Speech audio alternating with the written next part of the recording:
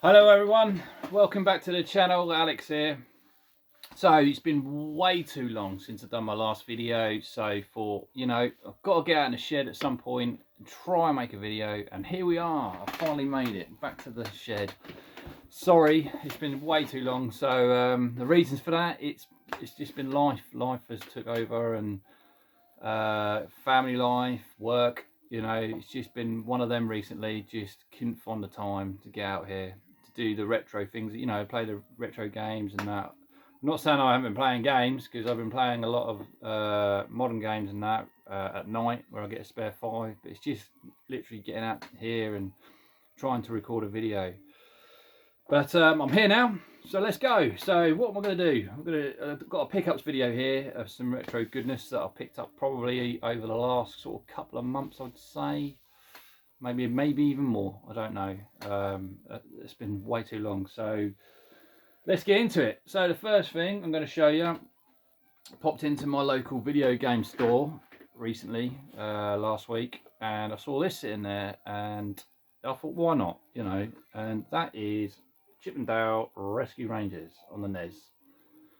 Now, this isn't one that I owned back in the day, but it is one that I borrowed off my friends a lot, and I might as well have owned it, because it was it's right down my alley kind of game, if you know what I mean. I used to love platform games. It's made by Capcom, so they always make great games, and it's just one of them enjoyable games. I've got it here now playing in the background. See if you see that. I must say though, I picked it up.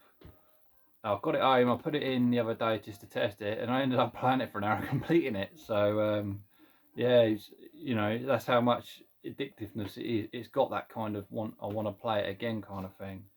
So yeah, that's the first one. I don't know if I can put these up here like that. Yeah.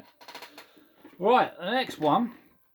I picked this up off Facebook probably 6 weeks ago, I'd say. I saw a chap there on one of the groups selling this, and as soon as I saw it, I was like, I need that, because the nostalgia for me, it was like a nostalgia overload, and that is Super Adventure Island. Oh, I don't know what I'm doing. There you go. Super Adventure Island on the SNES. And one of the reasons I always do that, I'll reverse, is the condition. The condition is mint. I mean, really mint, And the reason I really wanted this is because it is the first Super Nintendo game I ever bought with my own money. I got my Super Nintendo, what most people did, maybe a year later than when it came out. I can't exactly remember the year, but the way I got my Super Nintendo was, my parents couldn't really afford to buy one for me at the time, and I've got a 10-year-old brother, and he was living in London at the time, and we live in Norfolk, and he hadn't seen us probably for a couple of years, and he just turned up one day out of the blue, and he sort of, it would come out, I was at school, and I was super excited to see my brother. I hadn't seen him for a couple of years. Anyway, about half an hour later, he came back in my bedroom. He goes, "Al, have a go on this," and he brought out a Super Nintendo, and I was like, can you imagine it? I had a NES at the time, and I've been looking at these in magazines for a long time, and there's one in his hands, and he's plugged it in his Super Mario World with it, and I was over the moon. And he's like, "Yeah, you can play it while I'm here over the weekend." And part of me was like, "Yeah, this is fantastic." It was also like, "Oh, I'm gutted, it's going to be going as well," but played it over the weekend. And then when it went to go, he just turned around to me. He goes, "You can keep it, Al. I've seen how much you've been playing it over the weekend, and I've missed like a couple of your birthdays and Christmases, so you can keep it." And to me, at the time, I was just so blown away. It was such a great gesture. And it's something that I will never forget. So I weren't that long before Christmas, I think, and I got some Christmas money, and this was the game I bought with it. So yeah, it's, like I said, nostalgia overload. So yeah, that's another one I bought. There, if I can. Right, the next game I picked up. Again, I was in my favourite local shop, Norwich. That is, Last Level Games, and I see this sitting in there, and I was thinking, right, this is another game that I absolutely adored when I was a child, and I pumped hours and hours and hours and hours into this, and that is SimCity on the Super Nintendo. It is a fantastic game if you've never played it. Obviously, you have to build cities in it. It's a little, that's sticker. I need to remove that at some point when I get round to it. But it's box complete. Yeah, no, it's, again, like I said, I pumped loads of hours into it.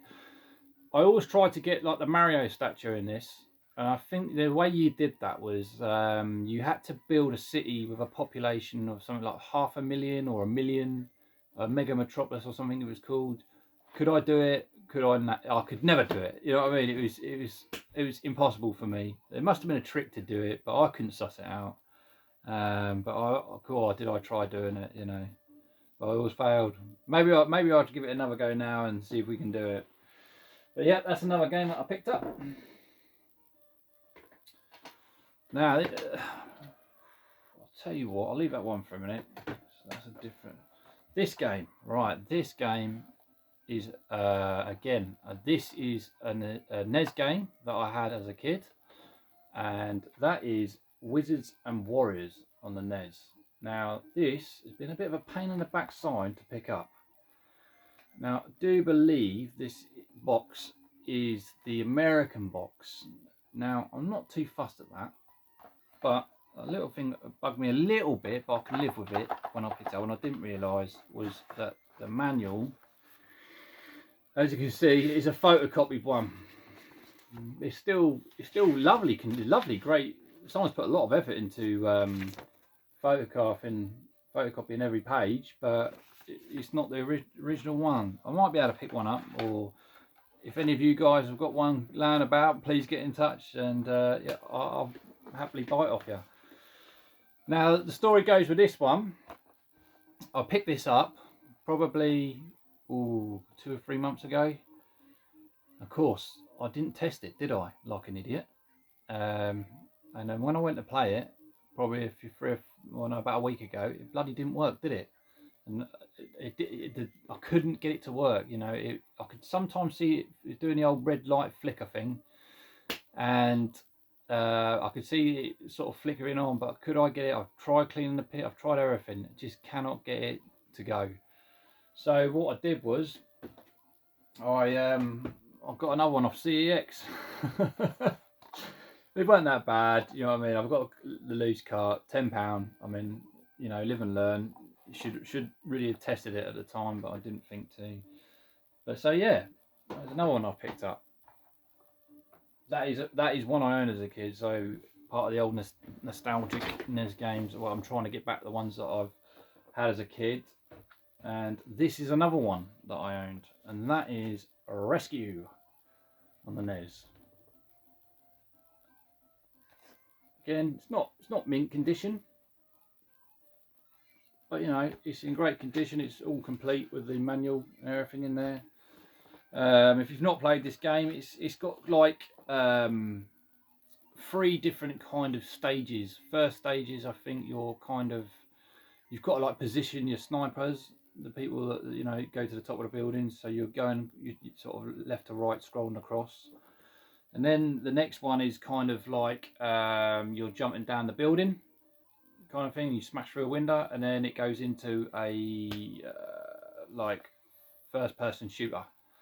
So yeah, it's really enjoyable, and it's a game. What I will say though is it's a little bit short sometimes, and you know, as a kid, I always remember getting there and thinking, "Oh, is that it?" Do you know what I mean? Because I completed it really quickly. But I think the more you play it, the more you kind of want to play more of it. So it's definitely worth picking up. So yeah, that's another one off my list.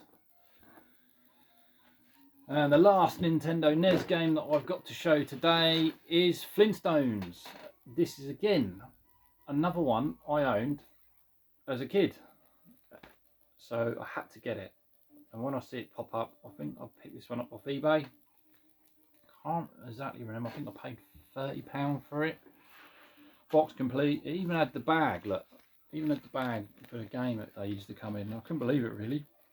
And yeah, it's a typical kind of Mario clone. Pretty much, you know, side left to right platformer game. It's got a very cool basketball level on it, though. I must say that is very enjoyable. Lot of bonus stage kind of thing. But yeah, it's a solid game in my opinion. So it's definitely worth having a go if you've not tried it. Well, where can I put that? Let's put that there. Right. Just got 3 games left to show you guys. The next one is a Mega Drive game. Now, I've never played it before, but I always had my eye on this because, again, like my platform games, and that is Ristar. Now, this, the first time I've ever seen this with a Mega Drive game, but it came in a lot of box protector, which, you know, I suppose some people are doing that now because obviously these games are becoming quite valuable.